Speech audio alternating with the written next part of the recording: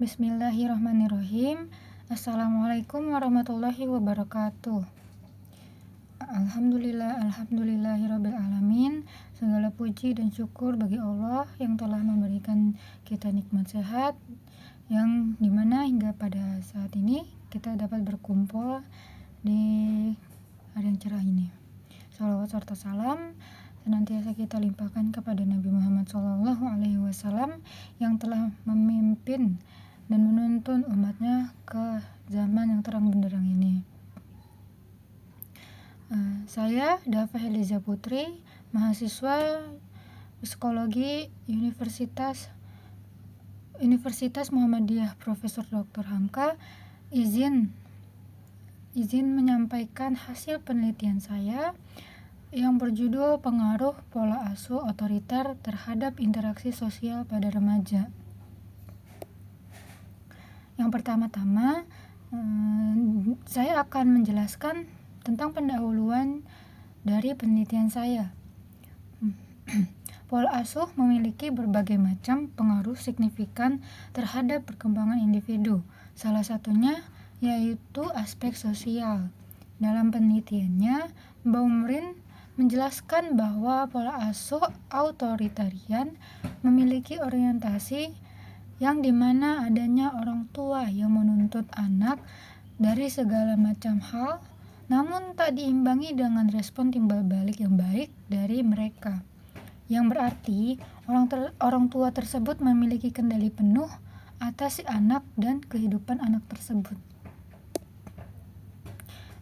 Dengan diterapkannya pola asuh otoriter ini dapat memberikan dampak terhadap interaksi sosial pada remaja, terutama bagi mereka yang semasa hidupnya sering dihadapkan pada berbagai aturan serta orang tua yang tak memberikan kesempatan bagi mereka untuk mengutarakan pendapat serta opini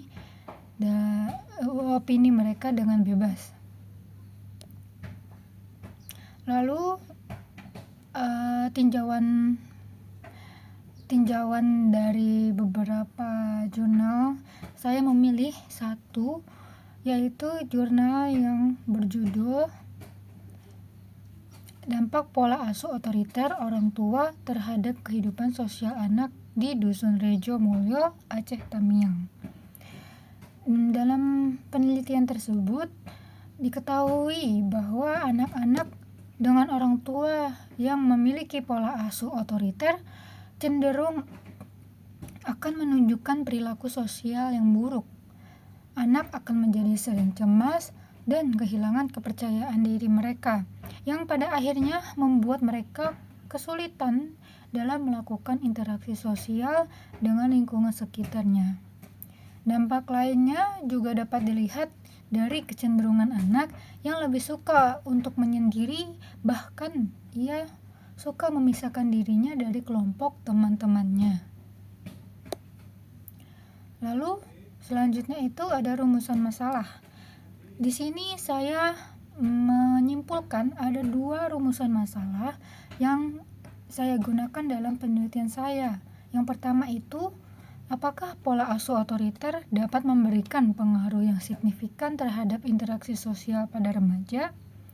Dan yang kedua, seberapa besar pengaruh pola asuh otoriter ini terhadap interaksi sosial pada remaja tersebut? Selanjutnya, ada 2 tujuan dari penelitian saya ini. Yang pertama, penelitian ini dilakukan untuk melihat apakah pola asuh otoriter ini memang memiliki pengaruh terhadap interaksi sosial pada remaja, serta melihat seberapa besar pengaruh pola asuh otoriter tersebut terhadap interaksi sosial pada remaja ini. Lalu dari slide yang selanjutnya, di sini ada tinjauan pustaka yang dimana terdapat 2 variabel yang akan saya angkat dalam penelitian saya ini. Variabel-variabel tersebut merupakan variabel independent variable atau IV dan dependent variable atau DV, yang masing-masing merupakan pola asuh otoriter sebagai independen variabel dan interaksi sosial pada remaja sebagai dependen variabel. Di sini terdapat pola asuh otoriter sebagai independen variabel yang dimana pola asuh otoriter ini merupakan pola asuh yang diketahui pemegang kendali dalam keluarga itu sepenuhnya merupakan orang tua, baik itu ayah ataupun ibu, yang dimana semua kekuasaan dalam keluarga jatuh mutlak ke tangan ayah atau ibu tersebut. Pada akhirnya, hal tersebut menyebabkan keaktifan serta perilaku anak ditentukan oleh ayah ataupun ibu dan membuat anak ini tidak memiliki sedikit pun hak dalam mengemukakan pendapat mereka. Barnodip dalam Tasawuf 2021. Lalu yang selanjutnya itu ada interaksi sosial sebagai dependen variabel, yang dimana interaksi sosial ini merupakan suatu hubungan yang sifatnya dinamis antar individu ataupun kelompok. Dalam hubungan dinamis tersebut terdapat keterkaitan dalam hubungan antar individu dengan individu lainnya atau kelompok satu dengan kelompok lainnya, dan bisa juga antar individu dengan suatu kelompok. Xiao 2018. Yang selanjutnya merupakan dinamika variabel. Setelah saya membaca jurnal yang saya temukan, terdapat suatu penelitian yang dilakukan oleh Syaibani dan kawan-kawan yang di dalamnya itu membahas terkait kesinambungan dari dua variabel yang akan saya angkat, yaitu variabel pola asuh otoriter sebagai independen variabel dan interaksi sosial pada remaja sebagai dependen variabel.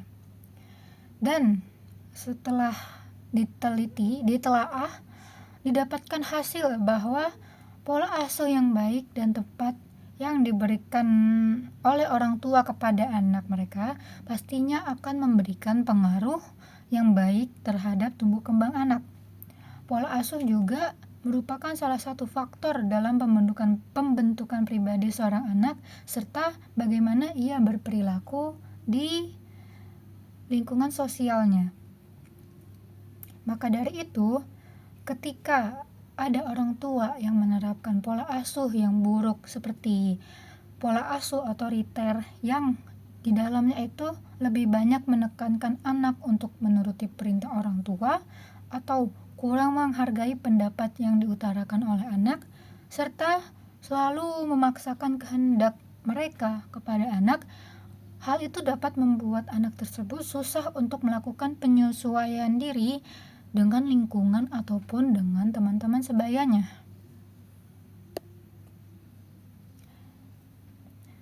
Lalu, manfaat penelitian yang saya harapkan dapat didapatkan dari penelitian saya ini yaitu ada dua. Yang pertama itu manfaat teoritis, yang dimana penelitian ini diharapkan dapat memberikan pengetahuan yang positif kepada masyarakat serta kepada siapapun yang membaca hasil penelitian ini.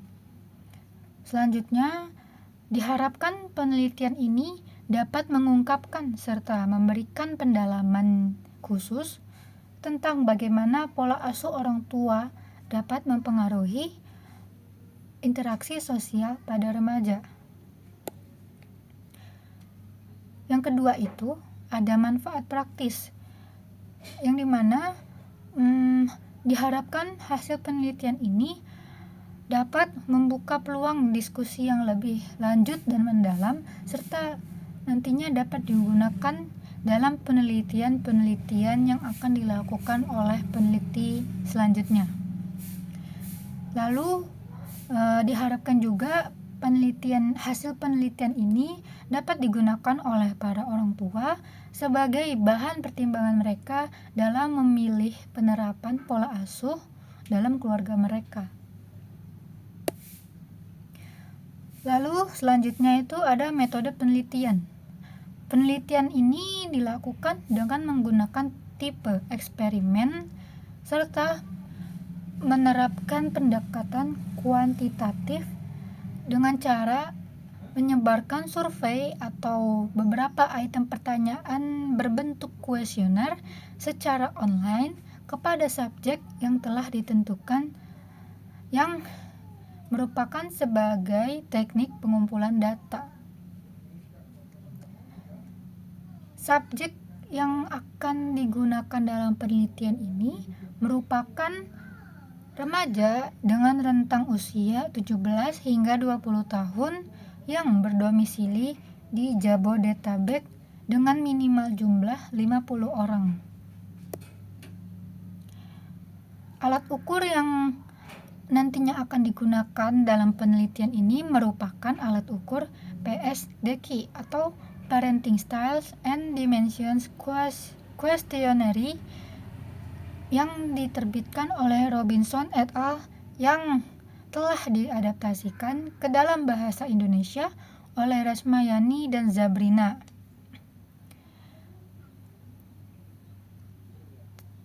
Dan teknik pengumpulan sampel dalam penelitian ini akan menggunakan teknik probability sampling, yang dimana nantinya penelitian ini akan mengambil beberapa subjek secara acak di dalam kelompok yang memiliki kriteria yang serupa. Lalu yang selanjutnya ini ada daftar pustaka yang saya gunakan dalam penelitian saya.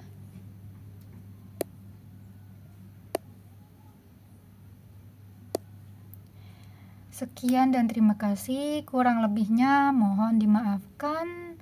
Semoga penjelasan-penjelasan yang telah saya berikan tadi dapat dipahami dan dapat memberikan manfaat kepada yang mendengarkan. Wassalamualaikum warahmatullahi wabarakatuh.